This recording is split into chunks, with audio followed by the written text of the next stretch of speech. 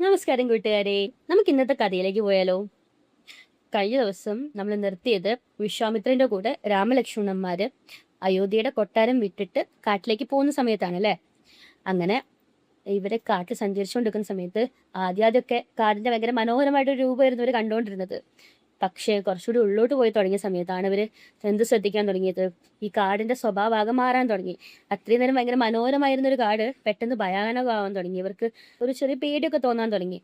എന്താണ് സംഭവിക്കുന്നതെന്ന് വിചാരിച്ചിട്ട് ഇവരുടെ മനസ്സിലെ ഈ സംശയം ശ്രദ്ധിച്ചിട്ടാവും വിശ്വാമിത്രൻ പറഞ്ഞു കൊടുക്കും. എന്ത്, പണ്ട് ഇത് ഇത്ര ഭയാനകമായ കാടൊന്നും അല്ലായിരുന്നു. നിങ്ങൾ ഇത്രയും നേരം കണ്ട പോലെ തന്നെയുള്ള മനോഹരമായ ഒരു കാട് തന്നെയായിരുന്നു ഇവിടുന്ന് അങ്ങോട്ടും. പക്ഷെ ഇപ്പം ഇവിടെ താടക എന്ന് പറഞ്ഞ ഒരു രാക്ഷസി വസിക്കുന്നതുകൊണ്ടാണ് ഈ കാട്ടിൽ ആൾക്കാർ കയറാൻ അത്രയും പേടിക്കുന്നത്. അത് അത്രയും ഭയാനകമായ ഒരു കാടായി മാറിയത് താടക അവിടെ വസിക്കാൻ തുടങ്ങിയതിനു ശേഷമാണ്. എന്നിട്ട് വിശ്വാമിത്രൻ താടകയുടെ കഥ പറഞ്ഞു കൊടുക്കും. അതായത് താടക പണ്ടൊരു രാക്ഷസിയൊന്നും അല്ലായിരുന്നു, ഒരു യക്ഷകന്യകയായിരുന്നു. പക്ഷെ താടകയുടെ ജീവിതത്തിൽ നടന്ന ചില സംഭവങ്ങൾ കാരണവും ചില ശാപങ്ങൾ കാരണവും അവൾ ഒരു രാക്ഷസിയെ മാറിയതാണ്. രാക്ഷസിയെ മാറിയതിനു ശേഷം ഇവളുടെ കാട്ടിലൂടെ സഞ്ചരിക്കുന്ന മനുഷ്യന്മാരെ, മുൻവര്യന്മാരെ ഇവരെയൊക്കെ ആക്രമിക്കാനും അവരെ ഭക്ഷിക്കാനും തുടങ്ങി. എന്നിട്ട് വിശ്വാമിത്രൻ പറയും, നമ്മൾ ഇതിലൂടെ പോകുന്ന സമയത്ത് എന്തായാലും താടകനെ കാണും, കണ്ടു കഴിഞ്ഞാൽ എന്തായാലും അവളെ വധിക്കണം എന്ന് പറയും. അപ്പം രാമനാകെ കുറച്ചൊരു എന്താ ചെയ്യേണ്ടെന്ന് അറിയാത്ത അവസ്ഥയാണ്. കാരണം രാമൻ രാജകുമാരനാണ്. ചെറുപ്പം മുതലേ സ്ത്രീകളെയും മറ്റും കുട്ടികളെ സംരക്ഷിക്കാൻ വേണ്ടിയിട്ടും അവരുടെ ഹിതത്തിന് വേണ്ടി പ്രവർത്തിക്കാൻ വേണ്ടിയിട്ടും ആണ് രാമൻ പഠിച്ചത്. കാരണം അടുത്ത രാജാവാൻ വേണ്ടിയിട്ടുള്ള ശിക്ഷണത്തിലൊക്കെ തന്നെ സ്ത്രീകളും കുട്ടികളെയും ഒക്കെ സംരക്ഷിക്കാനും അവരുടെ നല്ലതിന് മാത്രം ചെയ്യാനും വേണ്ടിയിട്ടേ രാമൻ പഠിച്ചിട്ടുള്ളൂ. അപ്പൊ സ്ത്രീയായിട്ടുള്ള ഒരാളെ എങ്ങനെ വധിക്കും എന്നുള്ള സംശയം രാമൻ്റെ ഉള്ളിൽ തോന്നും. ഈ സംശയം രാമൻ വിശ്വാമിത്രനോട് ചോദിക്കുകയും ചെയ്യും, ഞാൻ എങ്ങനെ ഒരു സ്ത്രീയെ വധിക്കും എന്ന്. അപ്പം വിശ്വാമിത്രൻ പറഞ്ഞു കൊടുക്കും, എന്ത്, നീ ഒരു രാജാവാൻ പോകുന്ന ആളാണ്.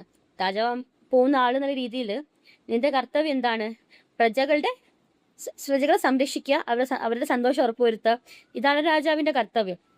അപ്പം ഈ പ്രജകളുടെ നിരന്തരമായിട്ട് ഉപദ്രവിക്കുന്നതും അവരെ ഭക്ഷിക്കുകയും ചെയ്യുന്ന ഒരു രാക്ഷസ കുലത്തിൽപ്പെട്ട ഒരാൾ, അത് സ്ത്രീ ആണെങ്കിലും പുരുഷനാണെങ്കിലും വധിക്കേണ്ടത് നിന്റെ കർത്തവ്യമാണെന്ന് എന്നിട്ട് പറഞ്ഞു കൊടുക്കും. അതായത് ധർമ്മത്തിന്റെ മുമ്പിൽ സ്ത്രീയും പുരുഷനും ഒരേപോലെ തന്നെയാണ്. അതുകൊണ്ട് നിന്റെ ഉത്തരവാദിത്തം എന്താണ്? ഇവിടെ വധിക്കുക എന്നുള്ളതാണെന്ന് പറയും. ഇത് കേട്ടപ്പം രാമന്റെ പ്രശ്നമൊക്കെ മാറും. ശരിയാണ്, എന്റെ ഉത്തരവാദിത്വം ഇതാണ്, കർത്തവ്യം ഇതാണ് എന്നിട്ട് രാമൻ ചെയ്യാൻ റെഡിയാവും.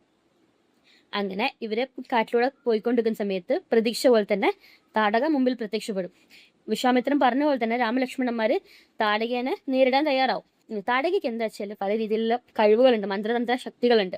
അപ്പം താടക ഇതൊക്കെ രാമന്റെ ലക്ഷ്മണൻ നേരെ പ്രയോഗിച്ചു നോക്കും, ഇവരെന്ന് കൺഫ്യൂസ് ആക്കാൻ വേണ്ടിയിട്ട്, ഇവരെ കളിപ്പിക്കാൻ വേണ്ടിയിട്ട്. രാമൻ ആദ്യമൊക്കെ താടകനെ മുറിവേൽപ്പിച്ച് വിടാന്ന് വിചാരിക്കും. കാരണം ഉള്ളിൻ്റെ ഉള്ളിൽ അപ്പോഴും ആ ഒരു ഹെസിറ്റേഷൻ ഉണ്ട്, എങ്ങനെ ചെയ്യും എന്നുള്ളതിന്റെ. ആദ്യമൊക്കെ വിചാരിക്കും മുറിവേൽപ്പിച്ച് വിട്ടാൽ അവൾ പോവുണ്ടാവും, പിന്നെ ആരും ഉപദ്രവിക്കുണ്ടാവില്ല വിചാരിക്കും. പക്ഷെ രാമൻ വിചാരിച്ചത് നേരെ വിരുദ്ധമായിട്ട്, എത്രത്തോളം മുറിവേൽപ്പിക്കുന്നോ അവൾ അത്രത്തോളം കോപാകുലയാൻ തുടങ്ങി. അവരുടെ അക്രമാസക്തി കൂടി അവൾക്ക്. അപ്പൊ രാമന് മനസ്സിലായി, ഇത് ഇവളെ കൊല്ലാതെ വിട്ടിട്ട് പറ്റൂല, കൊന്നേ പറ്റൂല്ലെങ്കിൽ ഞങ്ങൾ രക്ഷപ്പെട്ടാലും അടുത്തവരിലൂടെ വരുന്ന ആരാണോ അവരെ ഇവള് പിന്നെ ഉപദ്രവിക്കുന്നത്. അങ്ങനെ രാമൻ ഒരു പ്രത്യേക ദിവ്യാസ്ത്രം മന്ത്രം ജപിച്ച് വരുത്തി താടകയുടെ നേർക്ക് തൊടുക്കും. അങ്ങനെ താടക അവിടെ മരിക്കുകയാണ്. അതിനുശേഷം ഇവര് പിന്നെയും വിശ്വാമിത്രനും രണ്ട് രാജകുമാരന്മാരും പിന്നെയും യാത്ര തുടങ്ങും. എന്നിട്ട് ഇവരുടെ യാഗം നടത്തുന്ന സ്ഥലത്തെത്തും. പക്ഷെ വിശ്വാമിത്രൻ അന്ന് അയോധ്യയിൽ ദശരഥനോടും കൂട്ടരോടും പറഞ്ഞ പോലെ തന്നെ മാരീചനും സുബാഹും അവരുടെ കൂട്ടരും കൂടെ വന്നിട്ട് ഈ യാഗത്തിനെ പിന്നെയും അപവിത്രമാക്കാൻ നോക്കും, പവിത്രം നഷ്ടപ്പെടുത്താൻ നോക്കും, ഈ രക്തവും മാംസമൊക്കെ. പക്ഷെ ഇപ്രാവശ്യം എന്താണ്, രാമലക്ഷ്മണന്മാര് അവിടെ ഉണ്ടല്ലോ, അവരെ കൊണ്ടുവന്നത് യാഗരക്ഷയ്ക്കാണ്. രാമനും ലക്ഷ്മണനും എന്താക്കും, വന്ന കർത്തവ്യം നിറവേറ്റും. ഇന്നത്തേക്ക് അത്രമാത്രം. നന്ദി. നിങ്ങൾക്ക് ഈ വീഡിയോ ഇഷ്ടപ്പെടുകയാണെങ്കിൽ ലൈക്ക് ചെയ്യുക, കമൻറ്റ് ചെയ്യുക, സപ്പോർട്ട് ചെയ്യുക.